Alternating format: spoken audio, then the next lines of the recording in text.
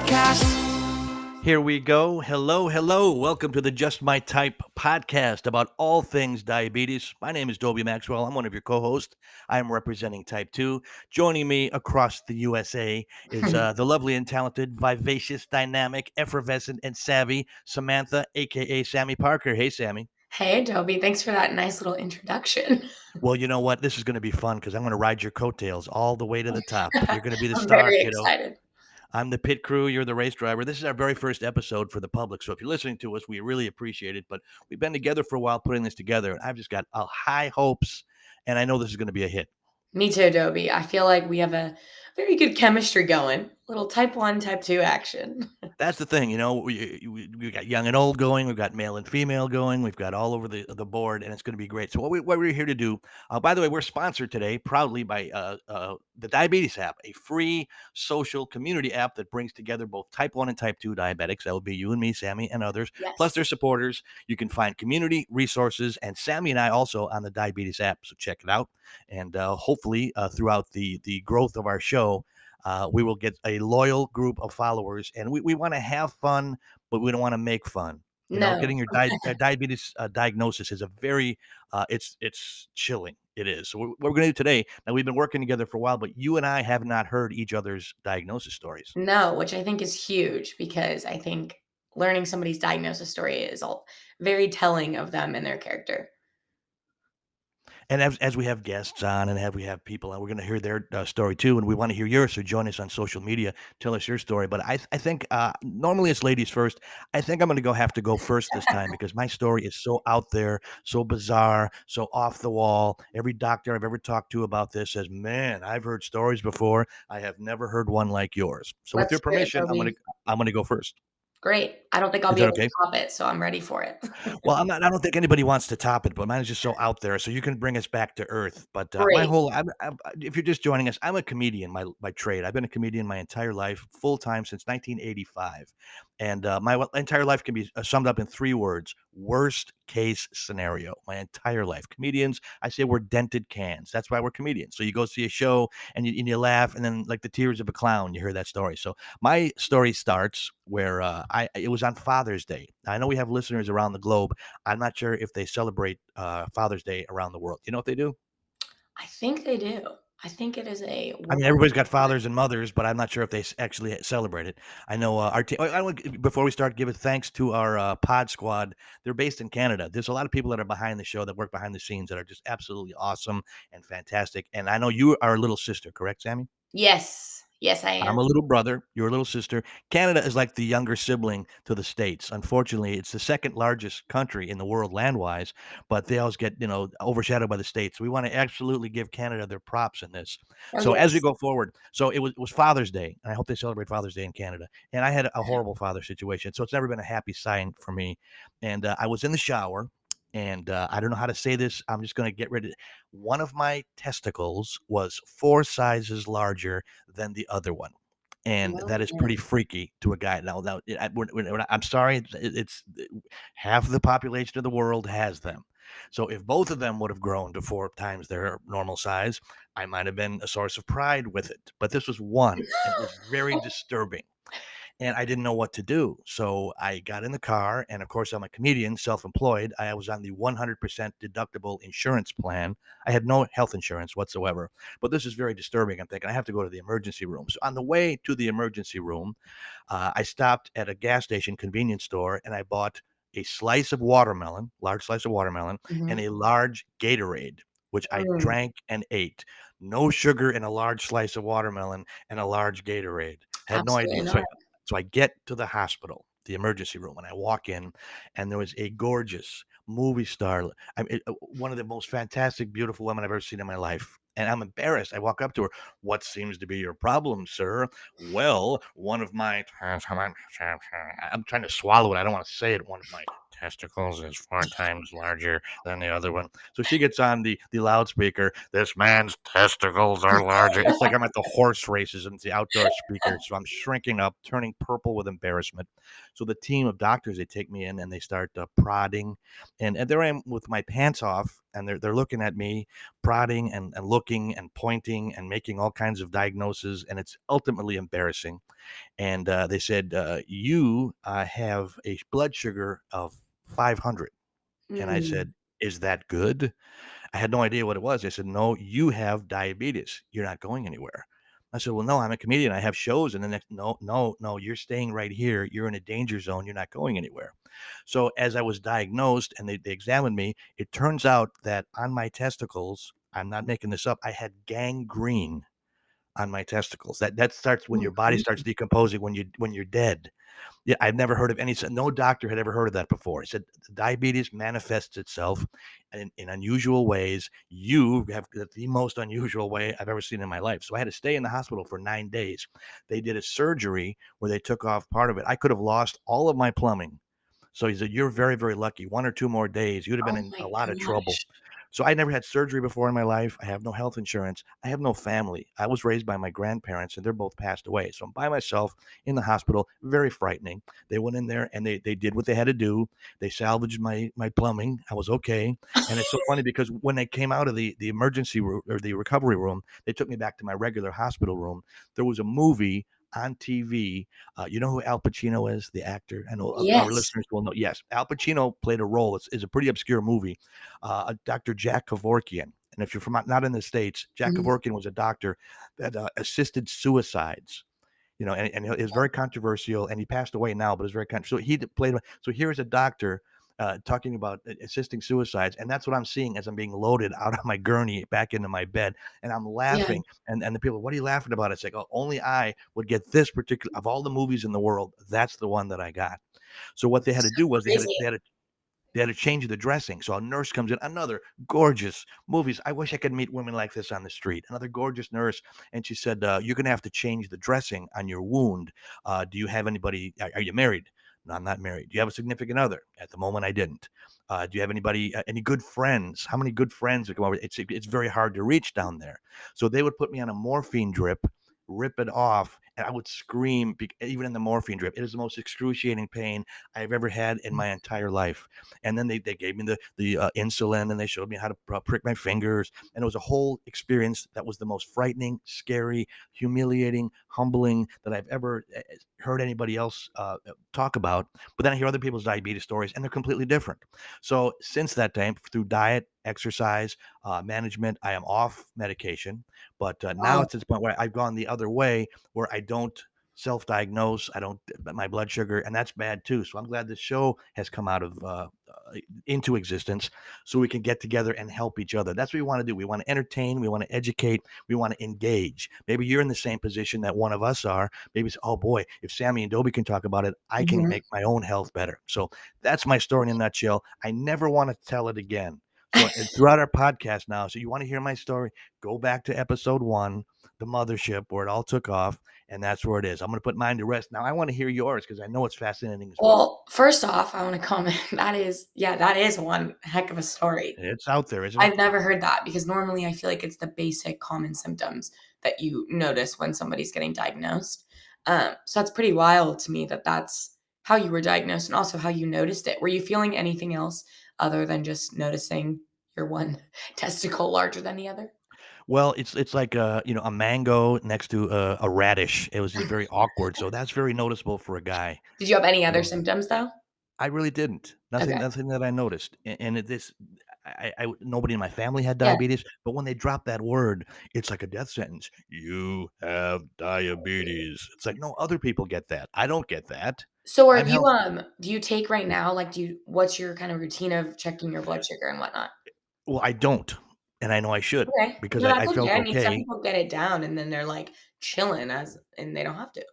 Yeah, but I think we all should maintain, and I Totally. was doing the prick the fingers, and I'm thinking, "Well, I feel okay," so I kinda stopped doing it, and then I Mhm. went to the doctor, and I said, I stopped, taking my" he goes, "Hey, good for you. You're off it. You weaned yourself off." He goes, "I was gonna do it. I'm glad you did." So he encouraged it, and I kinda went on with my life, and I think not having insurance, that's a big issue in the United Yeah. States. And I think Dobie, that how old were you when you got diagnosed? I was probably 46. Okay, got it. 45, 46 years old at the Yeah. time. So I was, older guy, and to get that to come out of nowhere, Yeah. then I talked to other people, and it's like, "No, they've got it at that age too."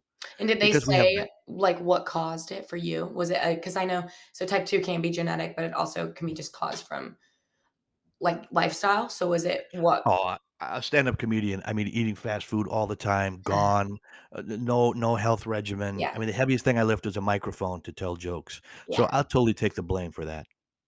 But I've Hey, since really turned my life around. I quit, yeah. so you call it pop or soda where you live? Where I it's called soda, some people call it pop. We got soda over here. Yeah, soda too, but whatever. I stopped drinking that, I was addicted because I have to Yeah. make an 8-hour drive. Well, some people take other forms of caffeine. To me, I'm not a coffee drinker, so it's always, Pepsi, Mountain Dew, Dr. Mhm. Pepper. Stop drinking that totally, feel a million percent better. Yeah. Dang. Diet, I think, is a big thing. We'll be talking about that in future episodes. I wanna hear your story, though. Okay, all right. Mine kinda goes back because I'm 21 currently, and I was 12 when I got diagnosed. Wow, So frightening. yes. Okay, so basically I've danced my entire life and I grew up dancing at the age of 2, and I'm sure for any of you guys that are listening, I'm sure there's a few of you that also had this experience. I had 4 nights in a row that I was dancing. I think it was like 6 hours. It was like I got out of school early and I went to my rehearsal at 2 o'clock. I Whoa. was dancing till like 8 or 9 that night, and it was like for Wow. 4 days in a row. Mhm, And I remember I would go to school and my best friend Kendall, her mom was my teacher and we were in class together. And I started just getting really thirsty. I was like, "Oh my gosh, like I am so thirsty." And I mean I drank water, but I was very much like I loved Propel Zero or I loved, like vitamin water. I was like a G2 girl mhm. because I had a passing out facial vagal syncope and so I needed the electrolytes. So I was like Gatorade. Um so I started drinking like I'm not kidding you, probably 5 cups of water in an hour, and then I started going pee, like, every 5 minutes, and I'd be in class, and Mhm. my teachers would be like, "Samantha, we're really sorry, but, like, you gotta hold it." And I was like, "No, you don't understand. I'm about to lose it in the seat." So I started going to the bathroom nonstop. I was eating a ton. I would, like, go home, and my mom I kinda got blessed with a very healthy eating family, so Mhm. I mean, yeah, I still had my splurges here and there, but it wasn't like I wasn't really eating unhealthy food. Even my, like, snacks were very, like, healthy snacks. So I would be like, "Mom, I'm, like, starving," and I would be eating enough for probably my entire family at dinner, like, no joke. I was eating a Wow. half rack of ribs, mac and cheese, and a whole entire Caesar salad. Let me tell you, if I did that now, it would be a disaster.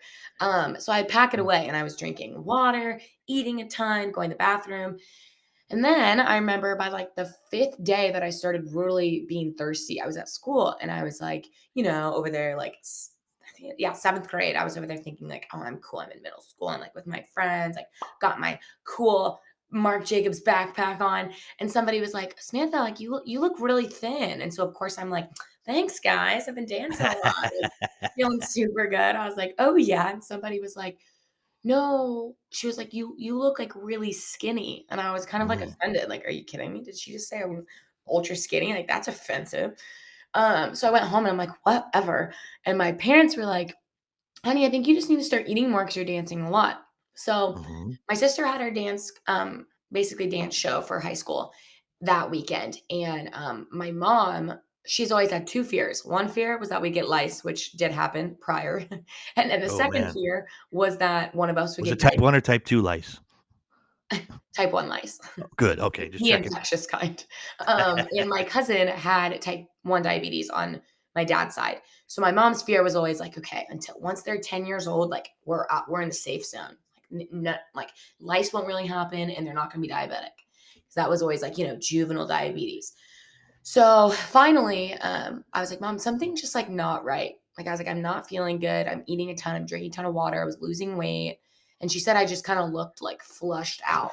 So she finally was like, "Okay, we're gonna go in and check you for a bladder infection." Mhm, And so we went in, and I'm over there like, "Okay, yeah, I'm 12, but I'm not stupid. I know from the last 3 years that my mom or like sister would be like anybody I knew that had a bladder infection, burning. Like I knew the symptoms of that, and I was like, this is not that." So we go mhm. in, and I got there, and my dad came, and I was like, "Oh, okay, something's going on." Because like, no offense to dads, all you dads out there, I'm sure you're so supportive and great, but my dad didn't come to doctor's appointments. That was all my mom. She was like, I'm the nurse here. I'm taking her." So when my dad showed Sure. up, I was like, okay, this is gonna This be a is little big, bit, yeah. yeah, like there's something going on. And then my sister came Mhm. too, and I was like, Okay, we're about to drop the mic here with something big. So, went into the bathroom with my mom, and she was like, "Just so you know," like trying to give me like a nice pre-warning. "I think you might have diabetes." I'm over there like, "Are you freaking kidding me? What do you mean?" Wow. So we Mhm. go back in, and my doctor was like, "I'm really sorry to say, but you have type 1 diabetes." And I just, of course, lost it because I'm over there. Sure. You think you're invincible. Like I was over there, like I'm the youngest out of all my cousins and family, so I've always kind of had to be like 5 years older than I am. So I was like, I knew what it meant. I wasn't just like a naive 12-year-old where I was like, oh, whatever, like life's still great. I was like, oh crap, like this is a major adjustment. So nobody Um, else in your family had it? no, Just just my you? cousin on my dad's side, but Right. she's 7 years older than me. Mhm. So I was like, "Oh, I'm in the clear." So we went and we got all my blood drawn, and I was like 12 years old, and so for parents to see their 12-year-old and they're diagnosed with diabetes and they are telling you, I go to Children's Hospital that next Monday, and that whole weekend they're like, "No carbs, like nothing. Like I need you to Oh, man. only eat vegetables and meats." And it was fine for me, but I was like, "Okay." And my pediatrician, thank God, his name's Dr. Saul. He was the biggest blessing in my life. But he was like, "No, no, no, no, no. You don't need to go to the emergency," because so many diabetics have to go to the emergency. And I was diagnosed, my blood sugar was 530. That's about Um, what mine was. We're tied there. We're yeah, we're real yeah, it close, was yeah.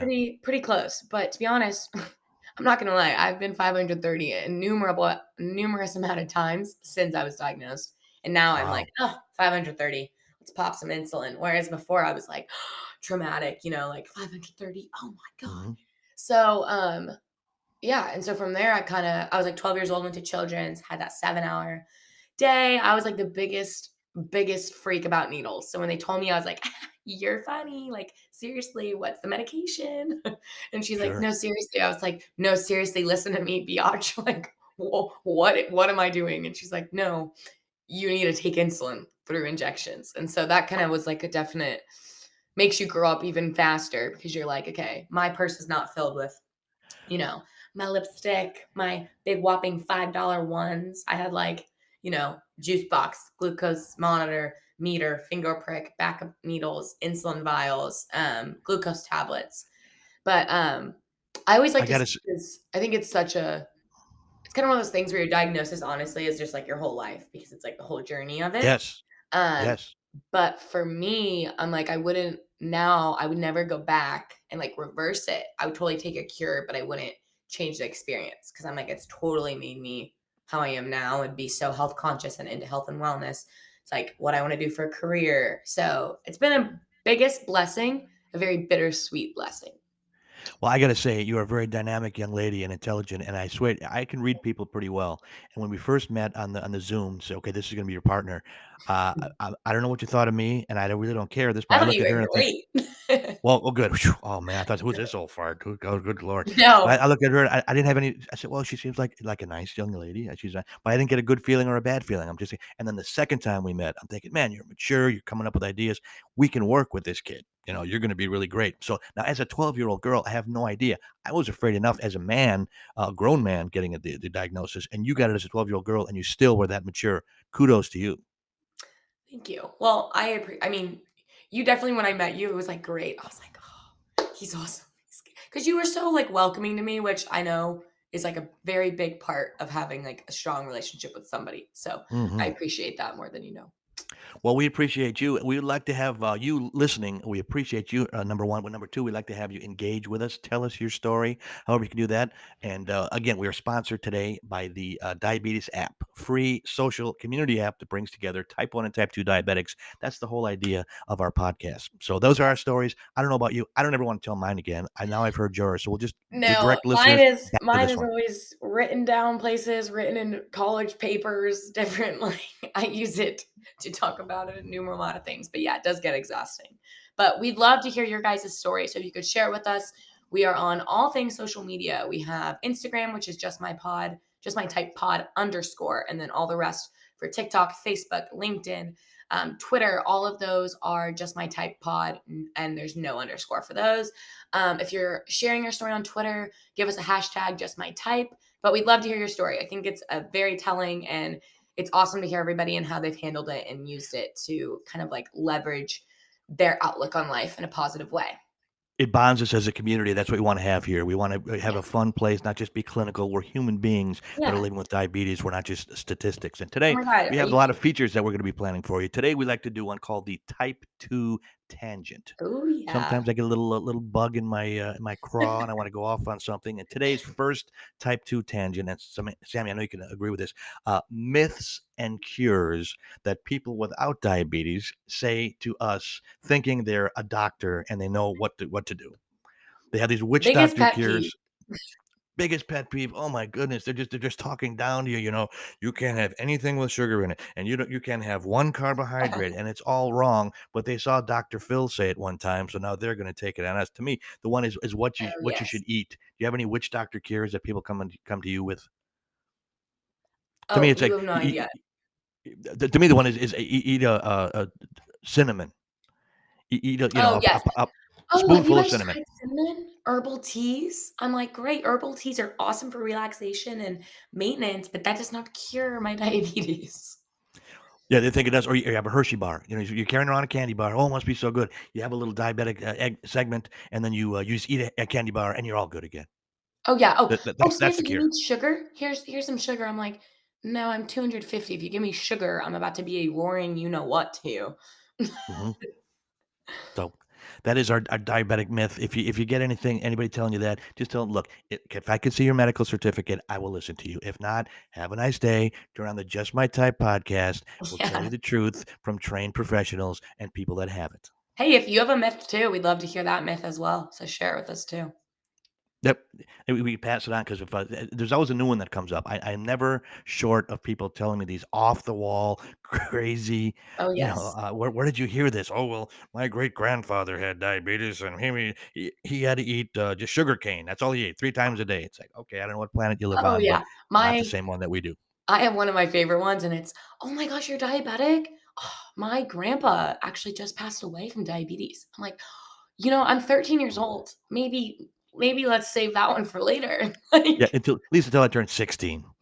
I get my driver's license to hear about all the deaths and destruction of your family. Oh, they yeah, lost all their limbs. They were a horrible basket case. Their life was miserable. Would you like some cookies, I'm Sammy? like That would be nice. or it's the, "No, no, no, I got you a special meal." I'm like, "What's my special meal?" "Oh, I got you leaves and chicken." I'm like, "Thank you, that's so kind of you, but I'll take the garbanzo beans, the potatoes, and and X, Y, and Z." Well, they sit you at your own table. It's like they don't want you to eat with the regular people. How about Thanksgiving? That's another horrible one. Thanksgiving as well. You can if you eat well for a week, you can have anything you want on Thanksgiving, and it won't affect your diabetes. Who said that? That's a Oh, myth. my biggest pet peeve. I laugh because part of my diagnosis when I was there, I was at the hospital and they were like to my dad, "Can you go get her a pancake and some syrup?" And I was like, in my head, like, "What? Like pancake and syrup?" And it was because they wanted me to know, like, you can eat whatever you want. And totally, there's validation to health or nutrition is such a big impact. Like, obviously, eating healthy makes you able to control it better. But at the beginning, I remember I was like, "Why are they doing that?" But it's because they wanted to make me feel like I'm a normal kid, like I don't have, restrictions in that way, and I honestly think it was awesome. But it is funny, Okay. 'cause people will be like, why would they ever give you syrup?" I'm like, "Why don't you mind your own beeswax?" Well, they never do. People always they always want to get Yeah, in your business. So that's one of the things we'll talk about too. We'll commiserate with it. We have come to almost the end of our very first episode. Thank you so yeah, much for joining us. It will always get better. This is the first one, like a sitcom or a comic book. Comic books yeah. have origins. How do the characters get started? Sitcoms have the first episode, and then you watch it in later years, and you look back at the first episode. Boy, they didn't come all together yet. There's no way that you can do that. So we're starting here in first gear. We're going to go all the way up. Please come along with us for the ride. We'd love to have you. And we'd like to have a feature at the end of our show, the question of the cast, the pod question of the day, and that comes from Sammy. Okay, our question. We would love to hear your guys' diagnosis stories. So please share it on all social media. Like I'd said, Just My Type Podcast, Just My Type Pod on Instagram with an underscore, Just My Type Pod.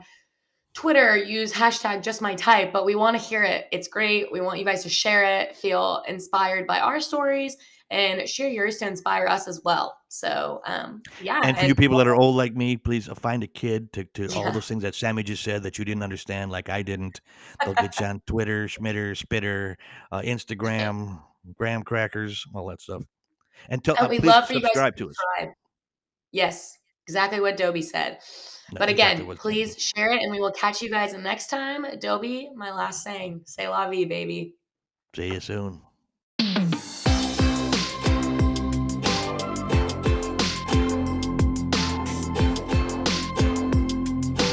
This is the Just My Type podcast.